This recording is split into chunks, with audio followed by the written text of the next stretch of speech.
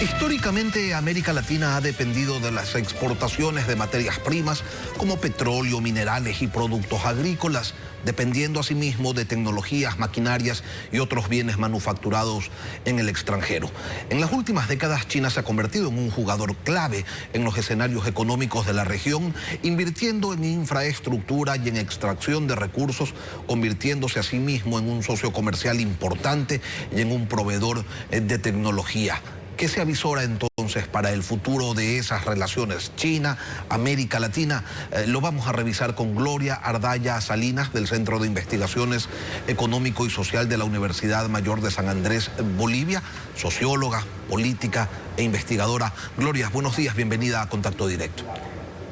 Buenos días, Lenin. Gracias por la entrevista. En la Universidad de San Francisco de Quito se está desarrollando el Foro Internacional China-América Latina, Perspectivas y Debates. Y a propósito de los movimientos geopolíticos que apura el gobierno de Donald Trump, quisiera, Gloria, que nos ayude a entender por qué América Latina desarrolló y fortaleció una relación con China cuando Estados Unidos, al menos geográficamente, siempre estuvo más cerca.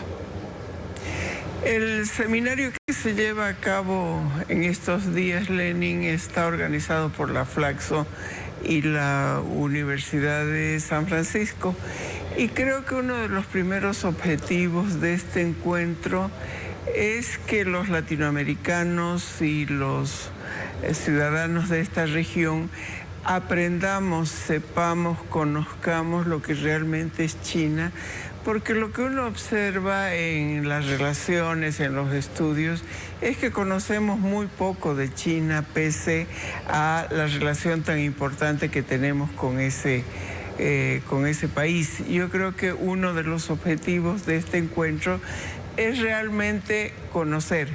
Mi generación supo entender, conoció, estudió la época de Mao Zedong, pero luego cuando se producen los grandes cambios en China, cuando Deng Xiaoping y el Partido Comunista logran las reformas que logran, y yo diría logran constituir una estrategia de país aplicada modernamente al nuevo mundo que se avecinaba. Y en ese sentido construyen una estrategia nacional en la cual ponen por delante sus intereses y, por supuesto, al mando o bajo la égida del Partido Comunista Chino. Entonces, creo que es importante primero entender que tanto ese liderazgo como el Partido Comunista logran construir una comunidad política nacional que les permite enfrentar los retos que habían definido esa estrategia para mostrarse al mundo, que además era una demanda de la sociedad china, de la sociedad civil, de la sociedad política, de modernización. Pero no cualquier modernización, sino una modernización en el estilo oriental, tomando en cuenta su historia milenaria, y en ese contexto, pues, hicieron una combinación muy significativa entre la ideología. El partido llevaba adelante como ideología el marxismo-leninismo, el maoísmo, y por qué no decirlo, también tomaron de su memoria larga al confucianismo. Yo creo que eso es muy importante considerar, porque logra interpretar lo que quería la sociedad china, una Gloria, modernización. Ahora, esta estrategia de modernización china coincide con los años de parsimonia y de abandono de Estados Unidos, con una visión equivocada sobre la región, y entonces China aprovecha para ganar muchísimo espacio por estos lados. ¿Se puede dimensionar el impacto de su participación? ¿Cuánto dinero han colocado en América Latina entre préstamos, inversiones y el fortalecimiento de una relación comercial, pues, que cada vez tiene más peso? Yo creo que sí se puede dimensionar, pero yo te diría antes que el abandono de Estados Unidos a su entre comillas, patio trasero fue desde hace ya varias décadas.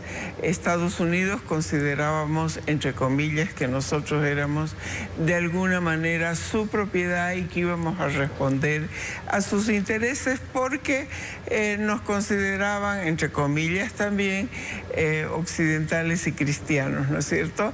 Cosa que los chinos son otra cosa, son, diríamos, el otro que logra entender lo que nosotros somos y nuestras necesidades. Y a partir de eso, pues, empieza un proceso de, yo diría, hace 2, 3 décadas, en el cual China empieza a invertir masivamente en América Latina.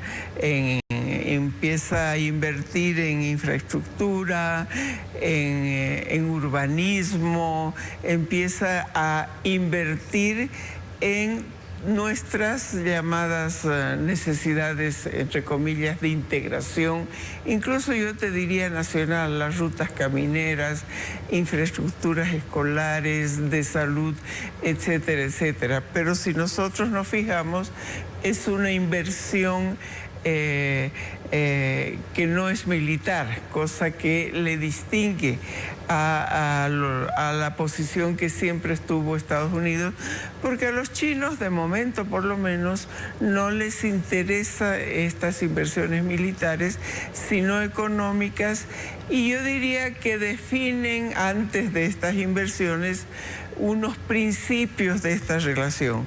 Una relación de iguales, no subordinación, respeto hacia el otro, etcétera, etcétera. Gloria, pero ¿se puede pensar en una relación de iguales cuando, por ejemplo, Ecuador es un país chiquitito, China es un país económicamente poderoso, China es un mercado 3 veces más grande que el de Estados Unidos y por ende su apetito sobre los distintos productos que por acá se producen o se extraen es mucho más grande y eso no es pues precisamente muy fácil de manejar? Entonces, ¿se puede hablar de una relación de iguales cuando existen estas diferencias? Por supuesto que no, pero digamos hay un principio de respeto. Tenemos que darnos cuenta que estamos hablando de un gigante con una sociedad compleja, una política compleja, a veces difícil de entender para nosotros. Por eso mismo insisto en la necesidad de conocer mejor a China, no solo en el plano académico, que es el que estamos trabajando ahora en este seminario, sino y fundamentalmente buscando insumos para tener una política exterior acorde a estos nuevos tiempos. Porque yo te diría, efectivamente no se trata de relaciones igualitarias, ni mucho menos, pero los chinos han mostrado cierto respeto hacia nuestras propias opiniones. Y si ellos han logrado introducirse en nuestros países, como lo han hecho, tanto en Bolivia como en Ecuador, ha sido porque nosotros los hemos dejado. Nosotros, los ciudadanos de la región, les hemos permitido que avancen donde teóricamente al menos y prácticamente no deberían, ¿no es cierto? Y tenemos múltiples ejemplos, los bolivianos con la minería cooperativizada aurífera, los ecuatorianos con las infraestructuras, sobre todo energéticas, la venta anticipada de petróleo, etcétera, etcétera. Pero yo diría que es porque los de la región, nosotros no tenemos la institucionalidad suficiente como para tener claro qué es lo que queremos en esta relación con China, ¿no es cierto?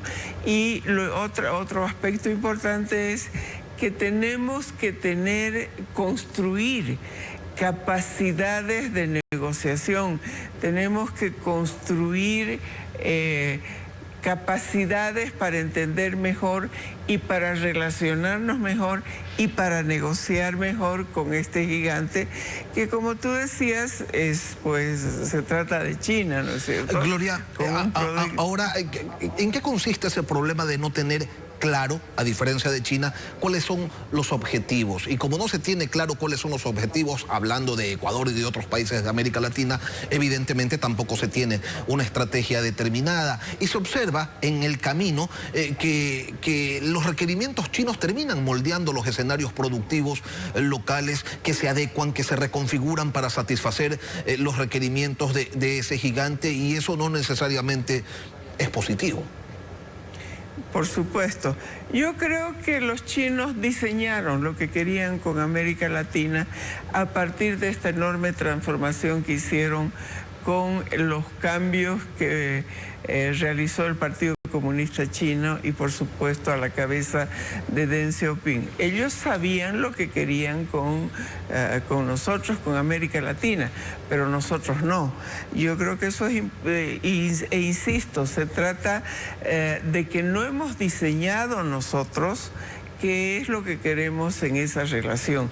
Y ese es un proceso, es una asignatura pendiente que los de la región tenemos para poder relacionarnos de una manera mucho más democrática, de una manera en la cual los de la región, los ecuatorianos, los bolivianos, pensemos fundamentalmente en el interés común de nuestros países, en el interés interno, digamos, de nuestros países para poder enfrentar y solicitar la ayuda que necesitamos para nuestro desarrollo. Gloria, ahora Ahora, ante la nueva actitud de Estados Unidos frente a la región, que no lucen muy certeras, como los conflictos que se plantean con Panamá o en temas como el del Golfo de México, resulta que los países de la región se sienten amenazados por ambos lados, por Estados Unidos y también por los intereses chinos. ¿Qué posibilidades de gestión existen ante esos temores que están bien fundamentados,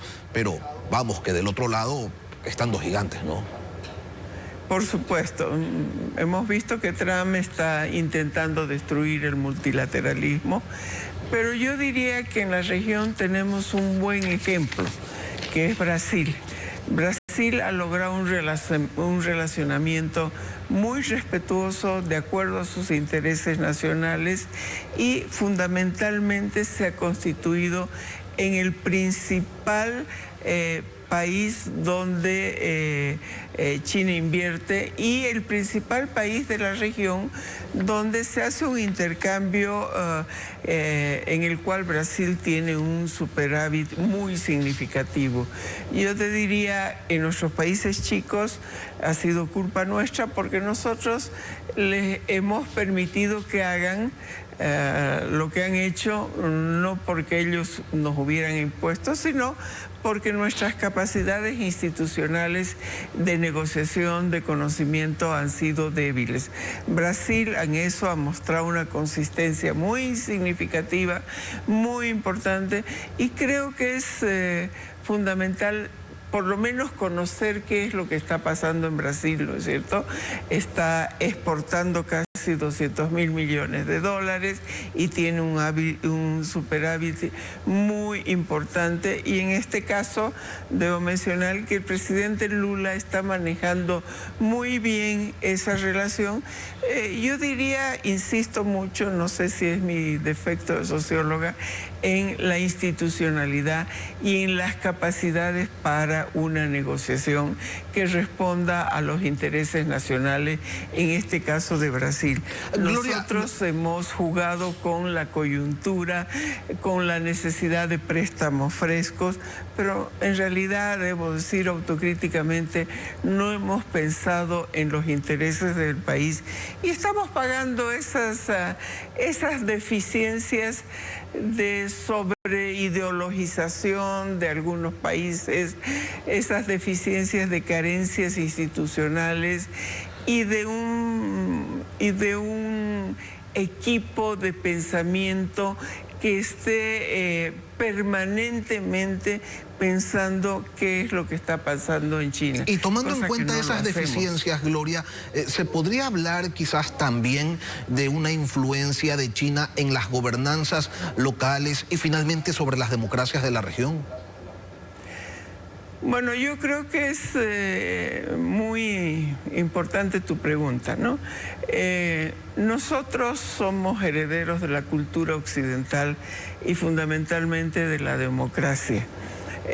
China tiene otras raíces, otros momentos constitutivos que hacen que la democracia, por ejemplo, aunque a partir de Tiananmen hay un cambio fundamental en China, pero nosotros yo creo que somos un poquito más abiertos a consolidar la democracia, a dotarle de contenidos, cosa que China prácticamente es business, ¿no es cierto?